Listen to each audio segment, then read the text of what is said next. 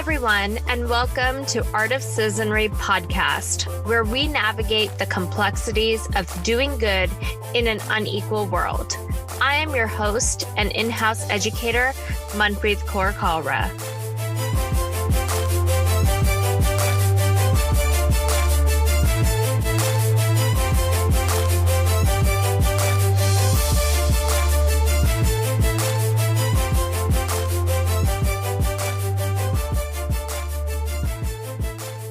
One of the things I have found to be most impactful in my work is unpacking the complexity and layers to how we identify.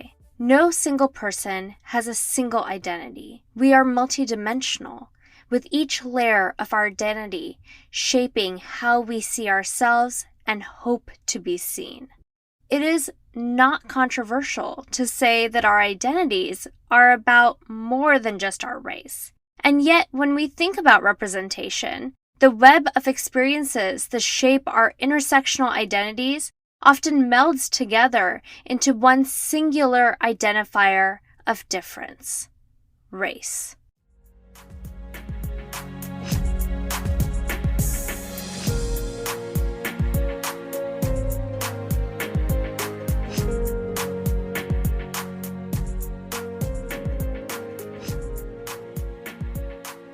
Advantages and disadvantages as we navigate an unequal world change. They're fluid and shift as the circumstances around us change. And as a result, our experiences are a result of a hierarchy of factors that influence the privileges and oppressions that we encounter. Privileges and oppressions compound each other, influencing how they shape our experiences. Let me share a story. While in school, my husband traveled to Cuba for a medical educational trip. At the immigration counter, the person on the other end was confused by him. Before him stood a brown man with a beard wearing a turban who appeared to be Indian, but was born in Canada, was an American citizen with an American passport, and spoke fluent Spanish without a hint of a distorting American accent. The officer stood confused, eventually summoning a second officer to verify everything was up to snuff.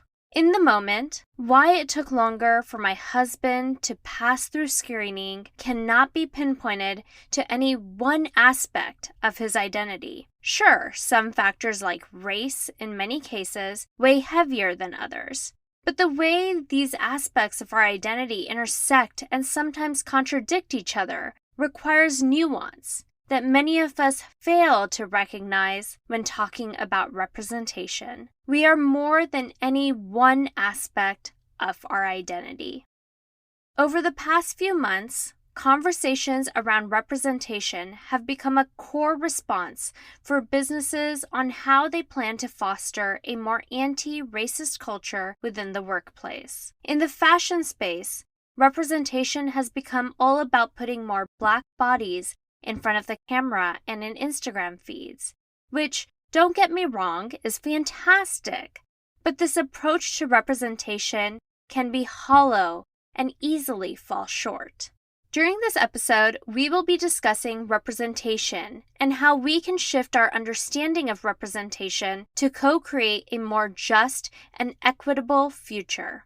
I am joined by Chloe Jackman and Rachel Fowler, my fellow co-founders of Reclaim Collaborative, an exciting new project that we are excited to be sharing with you. Reclaim Collaborative is a community dedicated to building a better, more just fashion and lifestyle ecosystem. We believe no one person or brand alone can address systemic injustices. We are a community of brands, content creators, and industry experts dedicated to creating widespread systems change. We are both an affiliate marketing platform, but also a community dedicated to fostering healthy and equitable relationships built on respect for everyone's work and talents. We believe in challenging the systems we operate in by supporting brands to address inclusion in all aspects of their business. If you're interested in learning more, I've included the information in the show notes. Today's conversation comes out of a photo shoot the three of us did together a few months ago, during which I was, for the first time, asked to be in front of the camera. I later shared my reflections with Rachel, which she published as a blog post that I link to in the show notes as well, but I do want to share a piece from it with you. Representation normalizes difference and builds up those who are otherwise left unheard and unseen. Brands need to recognize that their marketing and branding should not just show what their current customer base looks like, but rather strive to represent the customer base they hope to have, one built on inclusion, not exclusion. With that, let's get started. Racism has historically and continues to fuel the way we navigate difference and is reinforced by the systems and policies we navigate. These differences are what define how others see us, what boxes we are put in. Chloe, I would love to open the conversation up by hearing your thoughts on what role you believe racism plays in how we navigate representation as a society. All the roles. I've been thinking a lot lately about history and about what the Black and brown community would look like today if it hadn't all been white people making all the damn decisions for everyone. I mean, from colonizing to enslaving, it's infuriating. It really pisses me off sometimes. And I find myself getting really angry with white people because I'm like, well, what did your lineage look like? What opportunities did you have? What kind of generational wealth do you have that I could have had my ancestors been allowed to do something besides, go from being slaves and continuing to be second and third class citizens whose lives don't matter, obviously. And then I think about the representation of the way Black people and brown people have been treated. And you look at this Black Lives Matter revolution that's happening right now, and you look at a case like Breonna Taylor's, and that representation says something.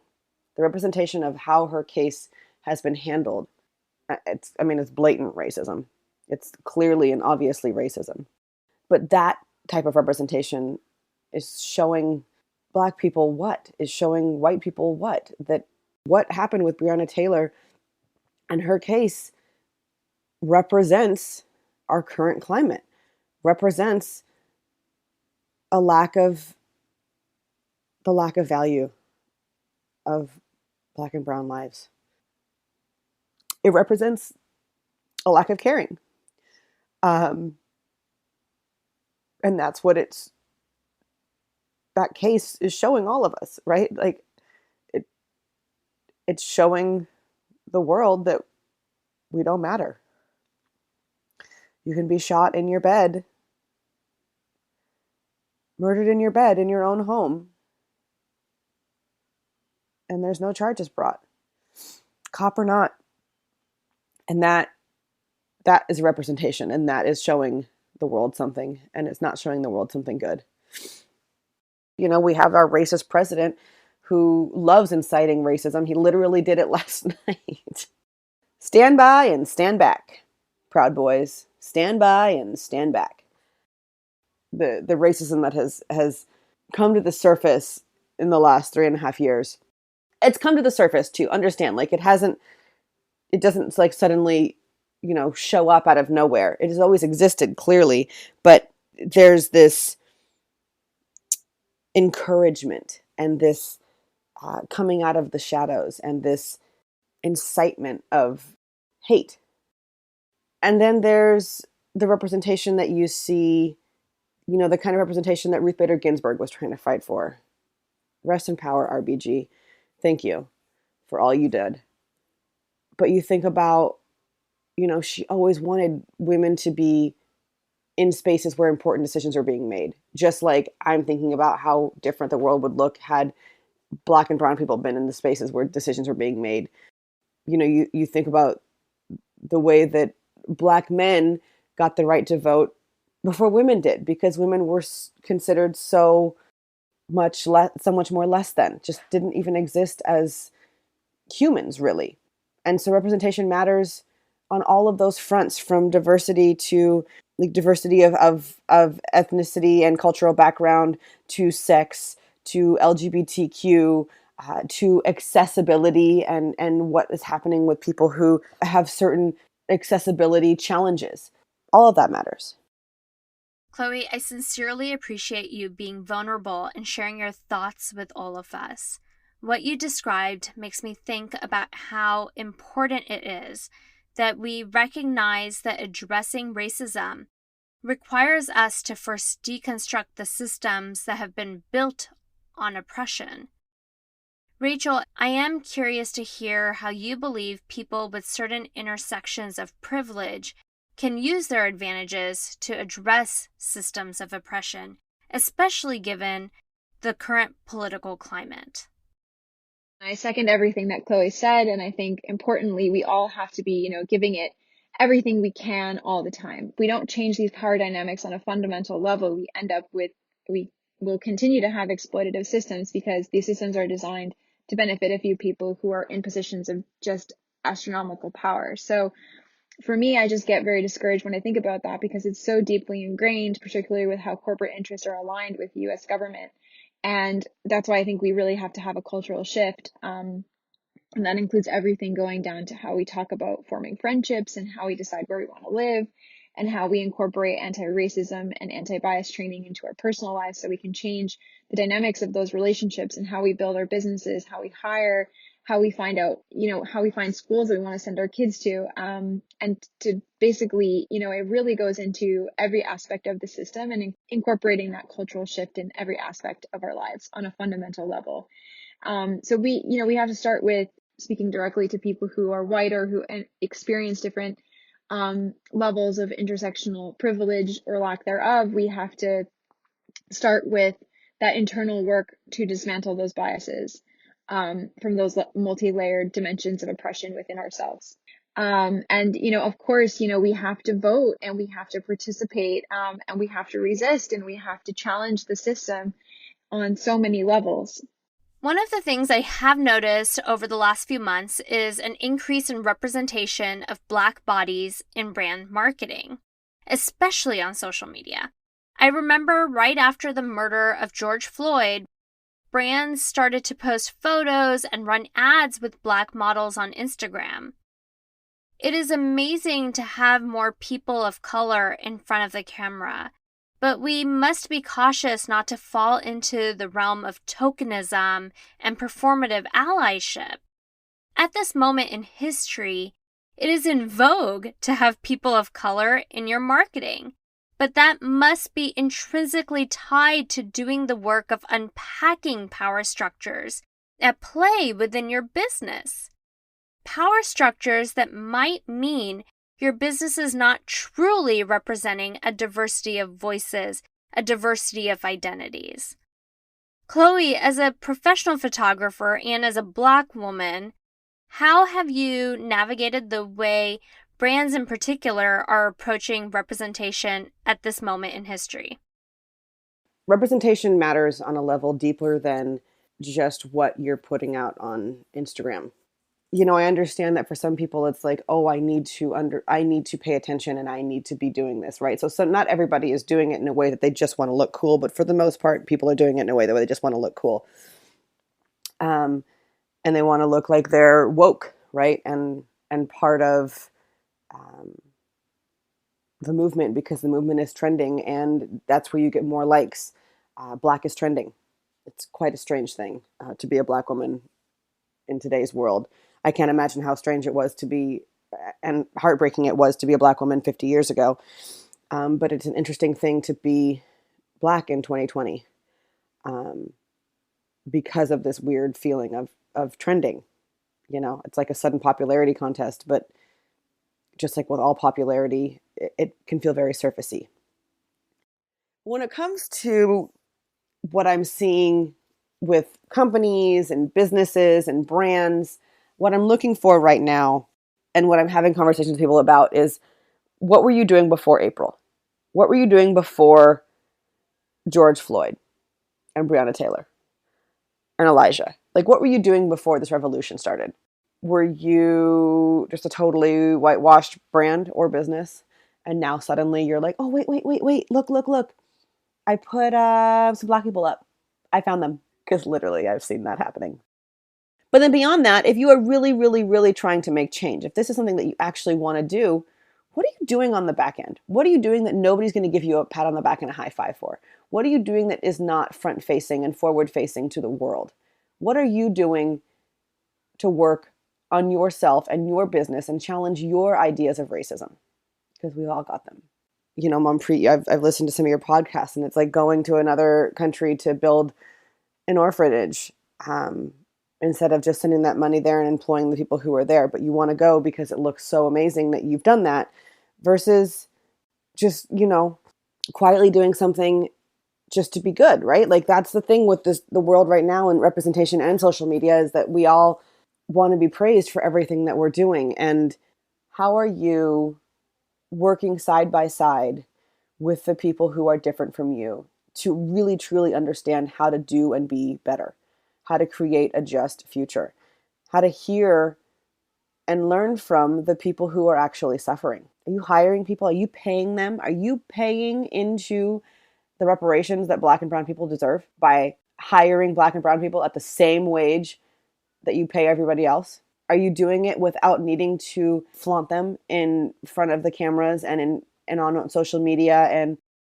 touting to your friends and community that you're doing such a good job because you hired one Black person out of the 14 employees that you have? For me, representation in the world of social media especially goes deeper than just what you see on the surface. I want to know that you're doing the good, hard work behind the scenes. That's what's important. If you want to do better and be better, it has to be a holistic approach. That's how I see representation changing racism, is when we go deeper than just what you get the pat on the back for. Yes, I completely agree. I think photography is just a start. Inclusivity has to be about more than customer-facing photography and marketing campaigns. It has to be about incorporating a diversity of experience in all aspects of your business. Rachel, we recently collaborated to work on Tonle's brand values and the way you convey impact as a brand in collaboration with other members of the Tonle team. You actually published a 2-part blog post about the process, which I've included in the show notes. I know you've spent a lot of time really thinking through your business model and how representation plays out in your business. How can businesses approach representation? What are your thoughts? So yeah, first and foremost, I completely agree with what Chloe said, that a lot of the times I think people are saying, how do I look authentic, instead of saying, how do I actually be authentic? And that really describes a lot of what's going on right now when people talk about representation. It's like, oh, we have to represent these different people. And so they're saying, well, how does our business actually show what we're doing? Instead of saying, what is our business actually doing? Who are the people that are actually involved in our business? And not just saying, oh, we need someone represented from this group and we need someone represented from that group, but actually rethinking that and saying, in order to have a company that effectively tackles climate change and climate justice and social justice, in order to have a company that does that well, our business needs to be made up of the people who know how to fix those problems and who have been affected by those problems. And that will naturally lead to having a business that's more diverse. So I don't think the goal should be diversity itself. The goal should be that if we really want to create models that promote equity and justice, our business must be inclusive and representative. A business that is not inclusive and representative is fundamentally not a justice-focused business. In the fair trade space, we often see brands that claim to be diverse because all the artisans making their products are people of color. But that is not representation. Representation is about inclusivity and leadership, including the people you hire to be part of your team. May they be full-time employees or consultants in the global north. Can you share a bit about how you've addressed power structures in the way you approach Tonle? So, as you know, for me, this journey started more than 12 years ago when I moved to Cambodia to do research on fair trade and sustainable businesses. And what I saw right off the bat is that a lot of the solutions that were being proposed to problems and challenges that were going on in Cambodia were being presented and proposed by the same people who had been participating in creating these problems in the first place. And I don't think I was able to completely, articulate that at that time. But the easiest way for me to describe it is as a white savior complex. Essentially, a lot of the problems were created by colonialism and the legacy of colonialism, including, the war in Vietnam that affected the whole region, as well as new forms of colonialism, such as the aid world and the garment industry. And, we're creating a lot of the problems that are going on in Cambodia between the impact of climate change and pollution to extreme poverty that has essentially come out of this long legacy. And, then you have the same people who contributed to these problems coming in and saying, oh, well, now we're going to be the ones to fix them. And because of that, they don't necessarily create solutions that are actually rooted in solving and addressing the real problems. I think you need these solutions to be absolutely locally led, and if not locally led, then in very close collaboration with the people who have been deeply embedded in the problems and know how to fix them. So that led to me starting my business in Cambodia, very much in collaboration with a group of people who came to me and said, hey, we want to start this thing and we want to work together to design and build a business. I ended up becoming the primary owner of the business because I was basically able to, through my own privilege and through my networks, raise funding and invest that money to get the business off the ground. And a lot of people that I worked with didn't necessarily want to take on that financial risk. But I don't consider that just because I had the money to start this business and just because I was able to raise the funds to start this business, I don't think that makes me any more a co-founder or a more integral part of the business because so many different people collaborated and worked together to make this happen. And I really reject the idea that, coming from a background of privilege means that you are fundamentally more important. And I think that's the way that modern capitalism operates. And so I think from the get-go, Tonle has been a collaborative project and it's evolved a lot over time. It's changed a lot up until now. We started in 2008. So we've gone through a lot of different iterations. And that's been happening through deep ongoing conversation with the Tonle makers who lead the business on the ground in Cambodia. And for me, representation was never about, oh, hey, I need to hire a Cambodian person to lead our team because that's going to make us look good. It was like, no, these team members in Cambodia are the best people to lead this project because they understand what the problems are and they're creating solutions for their own community. It's interesting that you say that because from an impact investing standpoint, we know that most of the people who get funding to solve global problems are people who have not even experienced those problems to begin with. You spoke a bit earlier about access and privilege, which is a very real thing. Because you have various intersections of privilege, you have more accessibility to investors who are willing to invest in the solutions you are creating. And that is why most of the people who are trying to solve these very complex issues have never actually lived those issues. And it results in the Band-Aid effect, where you oversimplify the problem. And when you try to come up with a solution without getting to the root of why a problem exists in the first place. Yes, absolutely. And I think it's completely imperative that these people are involved in trying to create an effective solution, because what ends up happening a lot of times, and I know you've talked about this in your missionary podcast, is that white people in these countries in the so-called global south are automatically defaulted to as experts because of the privilege and power that they have through colonialism. And a lot of times they're not the right people to solve these problems because they don't fundamentally understand what the problem is. And sometimes they don't even have enough experience. And they're completely culturally unequipped in so many ways. And, I've seen it time and time again in Cambodia, specifically where white people are put into positions of power merely because they were white and not because they actually had specific expertise in that particular challenge. And you end up again with business models that are ineffective at best and at worst are actually creating harm.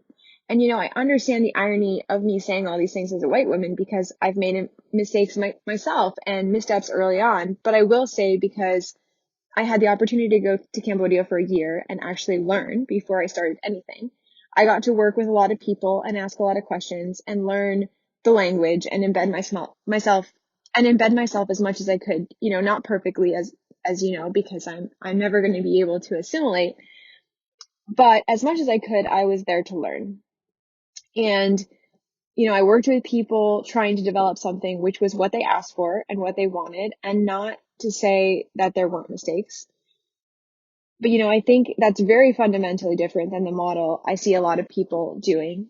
And even to the fact, where all of the Tonle makers are directly employed by the business, where our makers are a fundamental part of our business, as opposed to most fashion design labels, which are really outsourcing to production, and the production of their products and the people who produce their products are not fundamentally considered part of their business.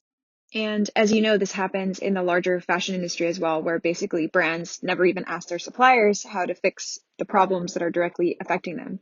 So you have the brands out there promoting sustainability, but it's really the suppliers who are actually on the ground doing the sustainability work, and the brand is really just the marketing house talking about the sustainability work. So, it's from fair trade right on up into the much larger fashion multinational conglomerates.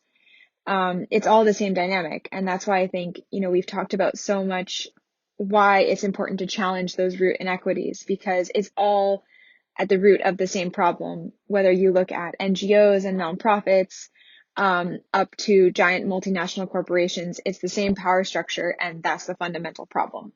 And I think you got to the core of what representation is. It's not about individual characteristics that make up any given person.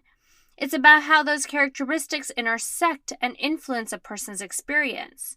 This is why concepts like intersectionality, which was coined in 1989 by Kimberly Crenshaw, are important, which essentially looks at how multiple forms of inequality or disadvantage compound themselves.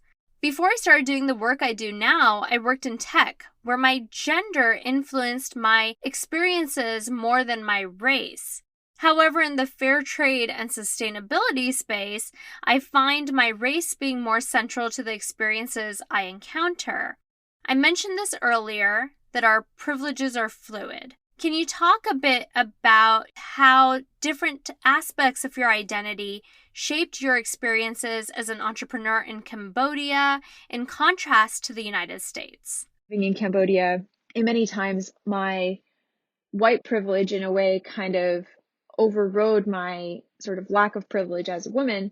And so I wasn't experiencing sexism because I was kind of, given this extra privilege for being white, and not really experiencing my lack of privilege for being a woman. And also, I was living in an environment and working in an environment with almost entirely women. And then when I came back to the US and I started running my business from the US and entered into some of the circles that were very male dominated in the tech world and the startup world, I was totally unprepared for how sexist that community was and how difficult it would be as a woman to operate my business, and needing to encounter these, gatekeepers who were by and large white men, the investors, the, leaders of programs that you wanted to apply to, the mentors, the whole network. I felt that, disadvantage of my gender that I never really had to confront living in Cambodia. I think what's really upsetting was that, these systems are designed to make it hard for women, and even more so for people with intersectional experiences of marginalization, to succeed. Even if I do all the things that men do when they fundraise, I could be penalized for exactly the same thing, like acting too confident or, assertive. And it was kind of felt like this, lose-lose situation. And of course I realized that, again, if you have those intersectional experiences of marginalization, it's going to be, even double or triple as hard, right? And that's why, because of the way this kind of gatekeeper situation is set up, then you're going to end up with boardrooms that are almost entirely white, and you're going to end up with companies that are almost entirely white. And then you're going to end up with those same companies creating policies and creating super PACs to elect politicians that are almost entirely white males. And it's this self-perpetuating cycle of protecting one's own interests and communities. Chloe and Rachel, I do want to take a moment before we sign off to let you both share what your hopes are for Reclaim Collaborative. Chloe, why don't you start? What is your dream for the platform? I mean, my vision and my dream gets really, really big. Probably bigger than Manpreet and Rachel want to deal with. But I think that we all are dreaming really, really big. It just requires a lot of work to execute those giant dreams.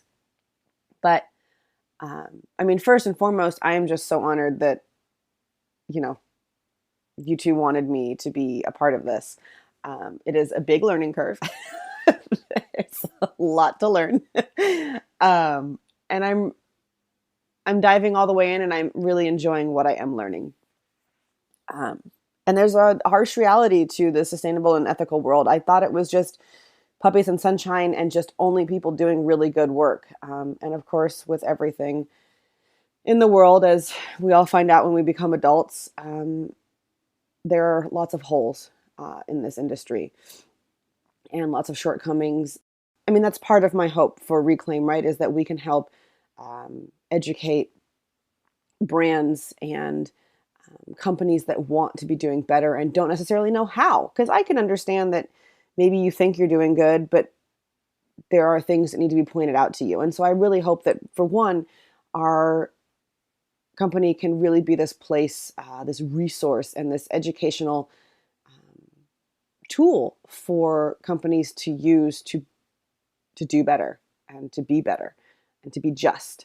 And so I just really feel like we have this opportunity right now with the state of things to educate people. People are listening. People are eager for knowledge. People are eager to know how they can be the difference and make a change and be helpful. And so let's do it. I'm just really grateful to be a part of these conversations. As you know, I'm honored to be involved in the work that both of you are doing, and I just love how we can champion and support each other and create something so much more beautiful and synergistic. So I just want to leave on that positive note, as I do think justice and equity is going to lead us to a world that's so much more amazing and beautiful and inspiring and comforting and supportive than what we currently have.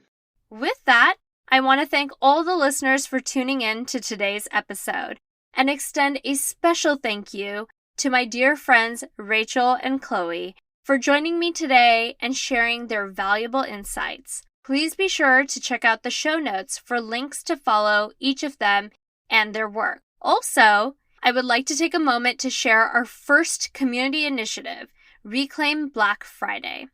As you know, Black Friday weekend is quite problematic. So we've designed a campaign to reclaim Black Friday weekend and redistribute funds from sales to Black and Indigenous operated environmental organizations. If you're interested in learning more and participating, I've included the information in the show notes. To learn more about Art of Citizenry and for information on future webinars and workshops, please visit artofcitizenry.com. You can also find me on Instagram at Manpreet Kaura. Please remember to subscribe to Art of Citizenry podcast on your favorite listening app. From here in Seattle, sending positive and healthy vibes your way.